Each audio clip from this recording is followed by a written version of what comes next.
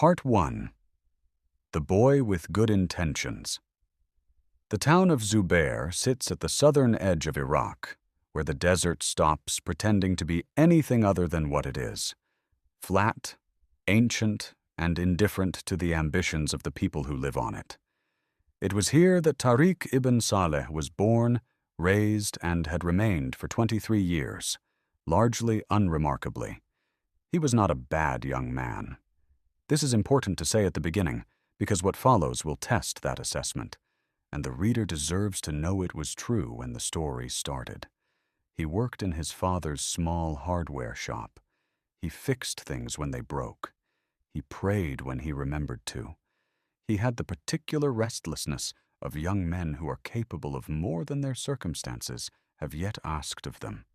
A restlessness that sits in the chest like an ember that hasn't decided whether to go out or catch.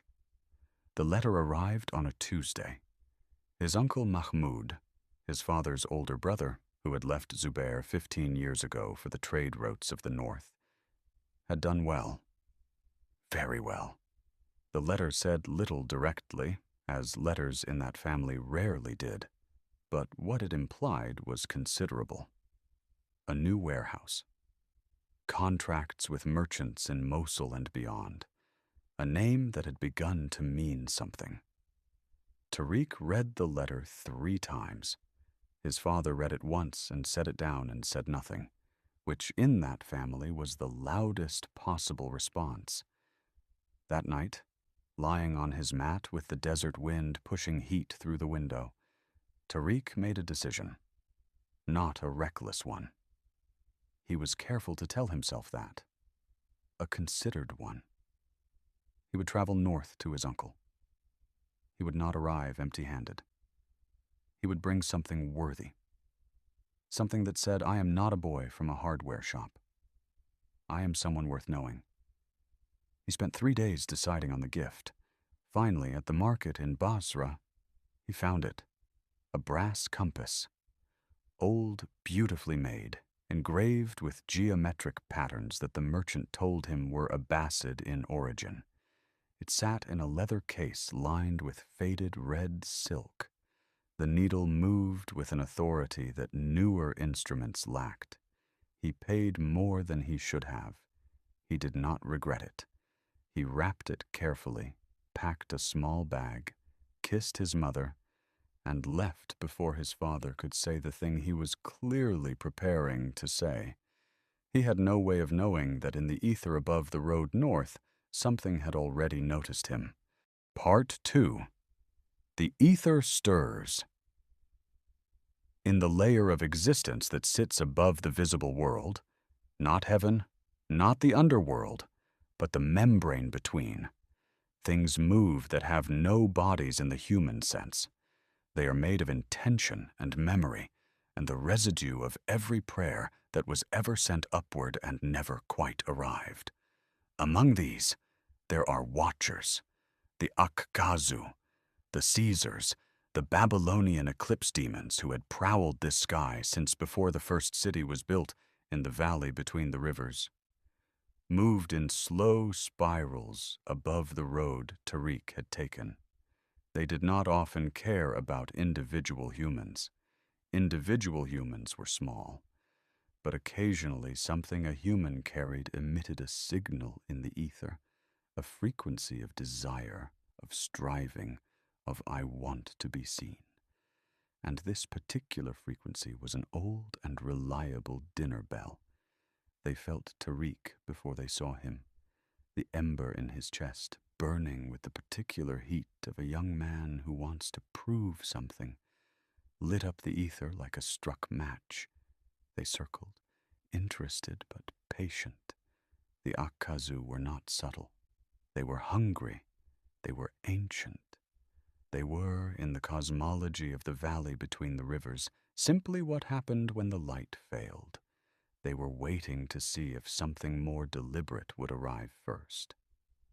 It did. She came from the direction of the old city. From the direction, specifically, of what had once been Nippur, where for 3,000 years her name had been spoken with the precise combination of reverence and terror that keeps a deity powerful long after the temples have fallen. Tlazolteotl had no business being this far east. She knew it. She had drifted across the ether on currents that follow human transgression the way sharks follow blood. Drawn by the particular smell of an old wrong that had never been resolved, she was the devourer of sins, the goddess of purification through sacred filth, of confession and consequence, and the grim mercy of being fully seen and fully known. She had a hunger that was also a function. She ate what people could not carry and gave them room to become something else. But she also had a grudge, not a small one. Part 3. What the Goddess Remembered.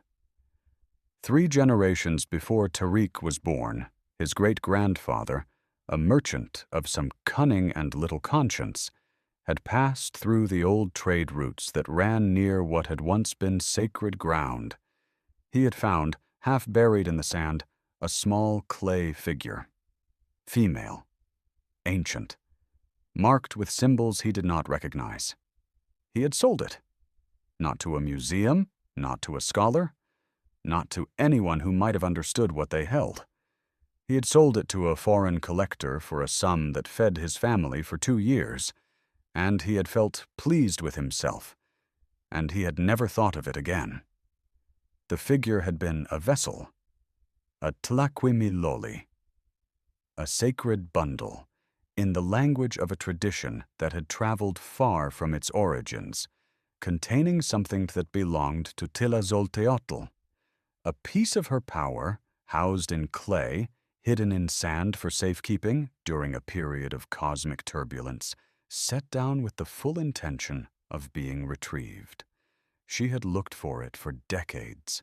By the time she understood what had happened to it, the merchant was dead, the collector was dead, the figure had passed through 4 more hands, and was currently gathering dust in a private collection in a city she could barely locate in the ether. The power inside it was gone, dispersed, used up by people who hadn't known what they were handling for purposes beneath contempt. 3 generations of this bloodline had walked the earth since then. She had watched them, waiting for the one who reminded her most of the original merchant, the one with the same restless hunger to be seen, the same willingness to trade in things whose true value they did not understand. She looked down at Tariq, walking north across the desert with his beautiful stolen compass and his beautiful innocent ambition. Not stolen, she corrected herself. Bought. He bought it in good faith from a merchant in Basra. She watched him a moment longer. That changes nothing, she decided.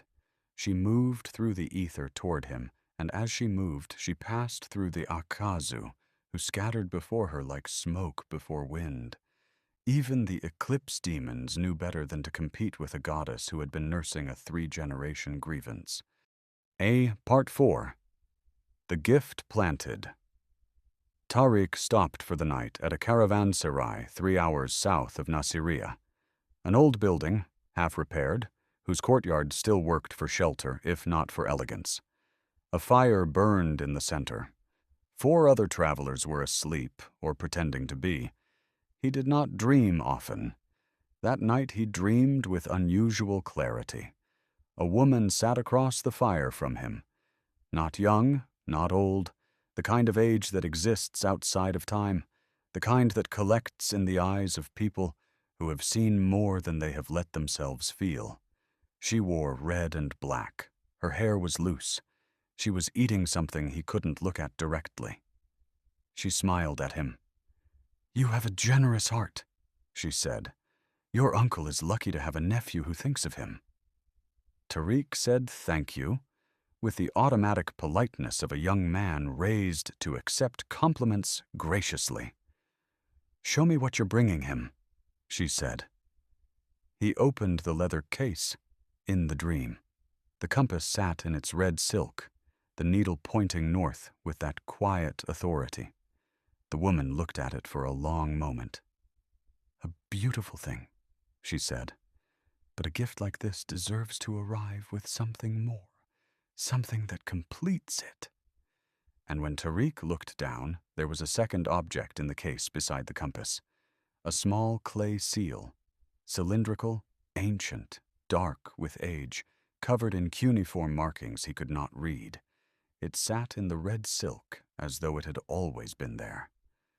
"For a merchant," the woman said, "a seal is more than decoration. It is authority, identity, who he is pressed into the world." Tariq looked up to ask where it had come from. The woman was gone. The fire was gone. The caravanserai courtyard was empty and gray with pre-dawn light, and he was sitting upright on his mat, and the leather case was in his hands. He opened it. The compass, the red silk, and beside it, the clay seal. He stared at it for a very long time. He turned it in his hands. He felt beneath his fingers the raised ridges of markings he couldn't read. It felt ancient in a way the compass didn't. The compass was merely old. This was something else, something that had been handled by many hands over a very long time, each of them pressing something invisible into the clay. He should have left it on the ground. He packed it beside the compass and continued north. Part 5. The Road Teaches. The desert between Nasiriyah and Baghdad does not hurry. It makes you walk at its pace, which is the pace of something that has existed since before the concept of urgency was invented. Tariq walked and rode where rides were offered and talked to the people the road provided. An old tea seller at a rest stop who told him, unprompted, that the north had been strange lately. "Strange how?" Tariq asked. "The way it is when something old is awake," the old man said, and looked at Tariq's bag with an expression that might have been concern or might have been hunger. And Tariq paid for his tea and left. A woman traveling with a goat who looked at him sideways when he sat near her at a crossing. "You smell like the old ground," she told him, "like Nippur, like the place before the cities." He had never been to Nippur. She moved away from him and would not say more. A child who ran alongside him for a stretch of road outside Hilla, asking questions with the relentless efficiency of children. "Where are you from? Where are you going? What's in the bag? What's in the case? What's the old thing? Can I see the old thing?" And then stopped dead at a line in the road that Tariq could not see and would not cross. The child stood at that invisible boundary and watched Tariq walk away with an expression far too old for the face wearing it. Tariq told himself the heat was doing things to people's behavior. He told himself the road was simply strange. In that way roads sometimes are. He kept walking north. The compass worked perfectly. The clay seal sat in the red silk and said nothing. Part 6. The Uncle. Mahmud ibn Khalid had the appearance of a man who had decided, at some point in his 40s, that the world owed him the dignity of looking exactly as prosperous as he was. He wore good cloth. He moved without hurrying. His new warehouse on the edge of Mosul's trading district smelled of cedar and cardamom, and the particular confidence of a man whose accounts were in order. He received Tariq warmly, the warmth of a man who does not often receive visitors from home, and had not realized he missed it until one arrived. They sat together in the evening. Food was brought, the kind of food that appears when a household wants to demonstrate that it can. Tariq, glowing with the completion of his journey and the satisfaction of being in the room he had imagined for 3 weeks, presented the leather case. Mahmud opened it. He looked at the compass for a long moment. He smiled. A real smile. the kind that moves through the eyes before it reaches the mouth. "This is beautiful," he said. "You spent too much." Which in that family was the highest possible compliment. Then he saw the seal. His face did something complicated. He lifted it from the red silk with the careful hands of a man who recognized he was holding something significant and was not yet sure what that significance was. He turned it. He held it to the lamp. He traced the cuneiform markings with a fingertip. "Where?" he said quietly. "Did you find this?" Tariq explained the dream. The woman at the fire. The gift appearing in the case. He had told himself on the road that he would invent a better explanation by the time he arrived. In his uncle's presence, with the seal between them and the lamp throwing ancient shadows, he found he could only tell the truth. Mahmud listened without interrupting. When Tariq finished, the silence stretched long enough to become a third presence in the room. "I need to tell you something," Mahmud said finally. "About your great-grandfather. About something he did. Something this family has not spoken of for 60 years. Part 7. What the Merchant Had Done. It took an hour. Mahmud had heard it from their grandfather on his deathbed. A confession delivered at the last possible moment, as confessions often are when the confessor has calculated that they will not live to see the consequences. The great-grandfather had not simply found the clay figure in the sand. He had taken it from a woman. An old woman living alone in a dwelling at the edge of an ancient site. A woman who, their grandfather had said, with the particular precision of a man trying to be accurate about something he did not fully understand, had not seemed entirely human, had not seemed to age correctly, had eyes that reflected the fire in a way that eyes do not. The great-grandfather had offered to buy what she was carrying. She had declined. He had returned at night. He had taken it. The old woman had said nothing as he left, had not called for help, had not cursed him, had simply watched him go with an expression that, 60 years later, their grandfather still could not describe without his hands shaking. It was not grief, Mahmud said, repeating what their grandfather had told him. It was not anger. It was patience. The kind of patience that does not need anything to happen soon, because it knows something will happen eventually. Tariq sat with this. Then he looked at the seal in his uncle's hands. The cylindrical clay object that had appeared in his leather case after a dream about a woman who ate things he could not look at directly.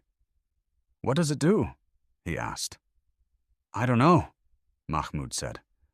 "What do the markings say?" "I don't know." They both looked at it. "She sent it with me," Tariq said slowly. "Not for me. For you. She waited 3 generations and she sent it with me to you." Mahmud set it on the table between them. Neither of them touched it. "What does a merchant's seal do?" Tariq said, thinking aloud. "It marks things. It puts your name on things. It says, 'This came from me. This belongs to my authority. This transaction was made in my name.'" The silence that followed was the kind that arrives when someone has said something that cannot be unsaid. Mahmud looked at the seal, at the cuneiform markings that neither of them could read, pressed into ancient clay by hands that had worked this earth 3,000 years before their great-grandfather was born. "Every contract I've signed," Mahmud said very quietly. "Every warehouse. Every arrangement. Every—" He stopped. Outside, the desert wind moved through the cedar, and somewhere in the distance, a dog began to bark at something neither man could see. Part 8. The story gets interesting. They found a scholar the next morning, a professor of ancient Mesopotamian languages at the university in Mosul, who received them in his cluttered office with the particular delight of an academic confronted with something genuinely worth looking at. He examined the seal for a long time without speaking. Then he looked up at Mahmud. "Do you know what a tlaquimiloli is?" he asked. Neither of them did. The professor set the seal down with the care of a man handling something that had changed its category in his mind. He explained. "A sacred bundle. A vessel for divine power. An object that serves as a container for something that cannot exist in the world without a material house. This seal," he said, "is not simply old. It is a housing. And the markings." He paused, choosing his words with the deliberateness of a man who has learned that precision matters more than comfort. "The markings do not give a name. They take one." Mahmud stared at him. "Every contract you have sealed," the professor continued, looking not at Mahmud, but at the object between them, "every agreement pressed with this mark. And I believe you have been using it, yes? In dreams, perhaps, without knowing. Every such agreement now carries a name that is not your name. A very old name. One that supersedes yours in any arrangement in the ether." "What name?" Tariq asked. The professor looked at him with something that was almost pity. "Hers," he said. The silence lasted a long time. "She didn't come for revenge," Tariq said finally, when the shape of it had assembled itself in his mind. "She came to reclaim what was taken. 3 generations of waiting. Not to punish. To collect." He looked at his uncle. "Every deal you made," Tariq said. "Every contract, every warehouse, every partnership, every arrangement that built everything you have." He could not finish the sentence. He did not need to. Mahmud ibn Khalid, the successful merchant of Mosul, sat in a professor's cluttered office and understood that his prosperity, his name, his authority, his 15 years of careful building had not been entirely his own. That somewhere in the ether, the accounts had been kept differently than he had kept them. That something very old had been routing his success through channels he had never known existed. That the debt his great-grandfather incurred by taking what was not his had been repaid not in suffering, not in loss, but in service. Every thriving transaction, every flourishing deal, every year of abundance, a tithe rendered unconsciously to a goddess who had simply resumed collecting what was always hers. Tariq looked at the compass on the professor's desk. His original gift, the one he had chosen himself, the one that was simply an old instrument for knowing which way was north. He understood now that he too had been an instrument, and that the woman in the dream had smiled at him the way she had because he had been exactly what she needed. A young man with good intentions, and an ember in his chest, and absolutely no idea what he was carrying. Outside, the desert went on being ancient and indifferent and entirely patient. Inside the professor's office, nobody spoke for a very long time.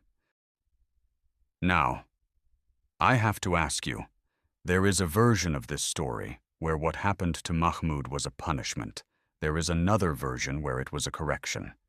And there is a third version, the one that keeps you awake, where it was neither.